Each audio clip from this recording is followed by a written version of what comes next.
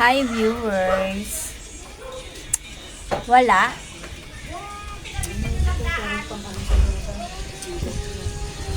Alin? Panghugas ba dyan? Oo nga. Ito din oh. Ano? Ayan, kinagat ako ng aso kaninang mga hapon Powder ba? bago mag alas 5. So ito oh. Parang sabon talaga siya na panghugas.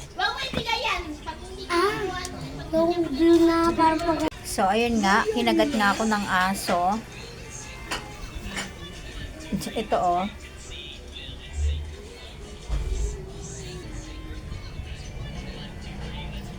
Ayan.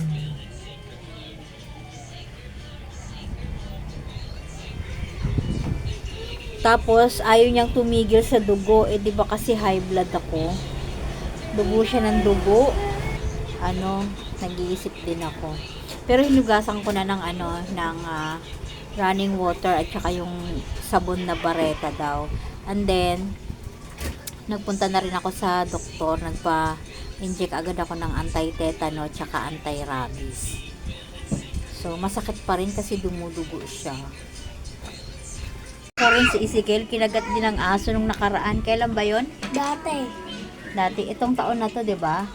Sa mukha naman siya kinagat. Saan ka kinagat? Dito. O, tas saan ka na-injectionan? Dito. Tapos madami dito. Dami. Tapos nagpabalik-balik nga sila dun sa... Saan ba kayo nag-injection? Kalimutan ko na yung Sa lubok. Ayan. Dun sa lubok, dun sa may... hindi ko alam kung saan yung banda eh. Basta, ilang ilang turok yun. Tapos pumunta pa ako sa school namin para magpaturok yung dito. Tsaka dun sa lubok. Ang daming turok, isa, dalawa, tatlo. Tas sabi ng lubok yung nagtuturok sa akin po sa sa center.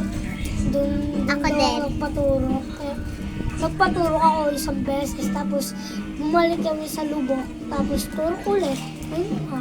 Ayun nga, daming turok nga. Kanina naman, sabi nung doon sa, yung clinic doon sa pinagturukan ko, sabi nila,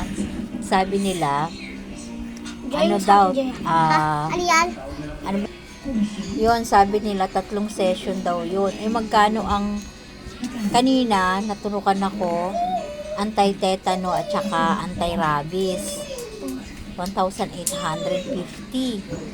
Tapos, may dalawa pa, naturok pa, 1,515. So, magkano yung magastos? Kaya kayo, pag may mga aso kayo, ingatan nyo talaga. Anyway, yung aso naman na nakakagat sa akin, meron naman daw yun, vaccine. Na-vaccine na naman daw yun.